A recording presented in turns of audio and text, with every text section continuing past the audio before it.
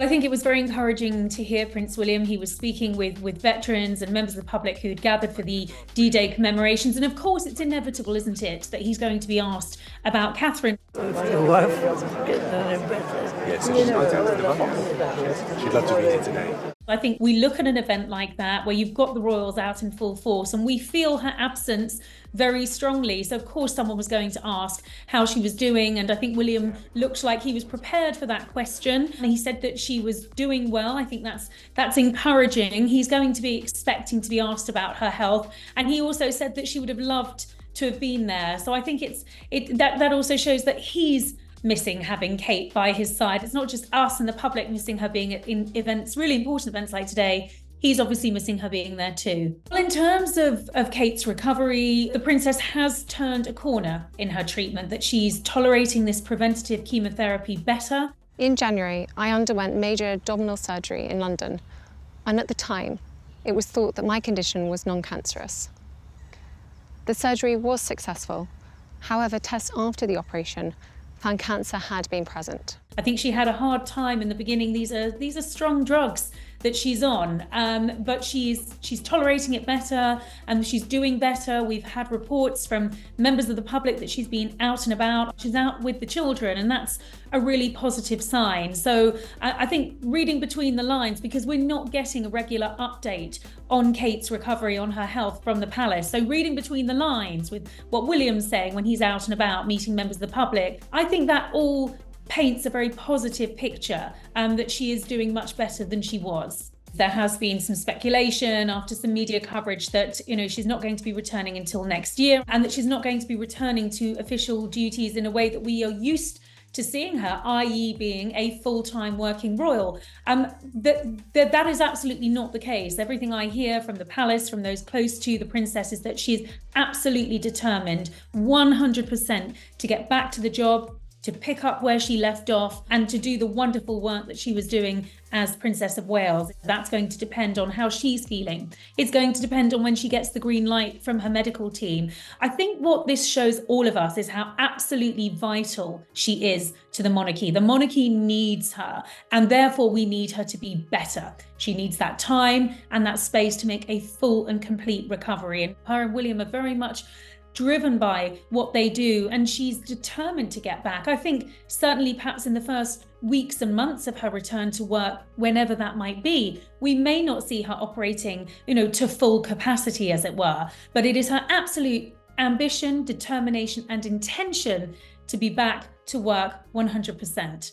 We hope that you'll understand that as a family, we now need some time, space and privacy while I complete my treatment. I think that the princess made it very clear in that very moving and emotive video message when she relayed to the world her shocking cancer diagnosis, that she's going through a huge amount. So people are asking, why is she so quiet? Why are we not getting regular updates from the palace? Well, we were told when she was diagnosed that we weren't going to be getting regular updates. I think it does take some time for the public to sort of adjust to not seeing the Princess of Wales. And I think particularly these sort of key moments, the D-Day commemorations, trooping the colour, where usually we would expect to see the Princess of Wales, doing all the wonderful things that she does, wearing those beautiful costumes and smiling for the cameras and making great headlines, because that's what she does.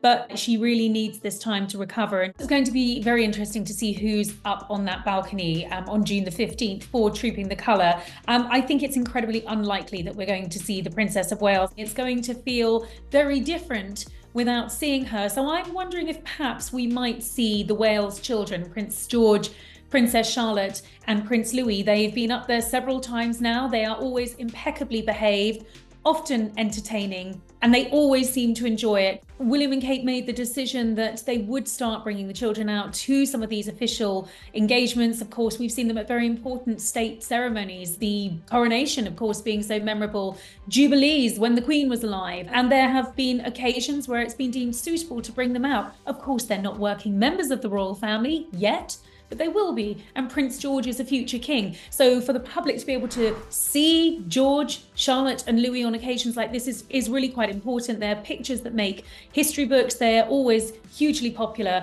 And of course, this is a family occasion too for the king. It's the official marking of his birthday. He wants his nearest and dearest up there on the balcony with him. I think it's been very reassuring to see the King out and about. He doesn't look like a man who's going through cancer treatment. I think he looks remarkably well. There were tweaks made to his schedule so that he wasn't on his feet for too long. There was an evening reception with international leaders that William attended on his father's behalf. It's not the first time that William stepped in for his father, but it is significant. And I think it sort of puts William very much in that role, not just as Prince of Wales, but as a statesman as well. To see him there with President Macron and Zelensky, with President Joe Biden, really shows William's standing and importance on the world stage at an important event where leaders have flown in from all over the world for that D-Day commemoration. Ordinarily, we would see the King, but under the circumstances, certain adjustments were made, and William has been there to step in and support his father. Well, so much has been made of Trooping the Colours. It lays on the pomp and the pageantry. The actual ceremony takes place at Horse Guards Parade in Whitehall, and then there is a procession back to Buckingham Palace where you get that wonderful palace appearance on the balcony, a fly past, and it'll be very interesting to see which members of the royal family are lined up on the famous Buckingham Palace balcony. I suspect it's only going to be working members of the royal family, and therefore that does exclude Harry and Meghan. So I don't think they would have expected to be at Trooping the Colour. I'm reliably informed that they won't be, but in terms of an invitation, they wouldn't expect to be invited because they're not working members of the royal family. That said, if relations between Harry and Meghan and the royal family were less strained, the idea of them coming over for a ceremony like this, perhaps taking part in a carriage procession with their children, wouldn't be that unusual. But because of the situation, because of the rift, and because they've stood down as working members of the firm, they won't be at Trooping, they won't be at that all-important balcony appearance.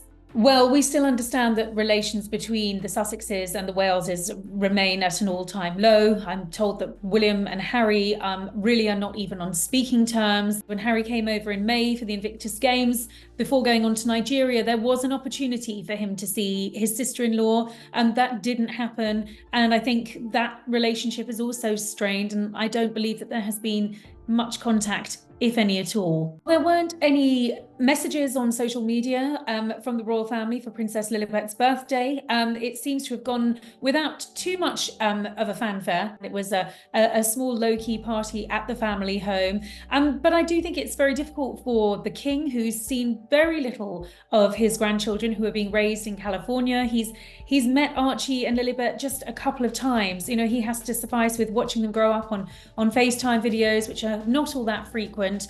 And I think that is hard for him, but it is the reality of the situation, of course, with Harry and Meghan choosing to live in California.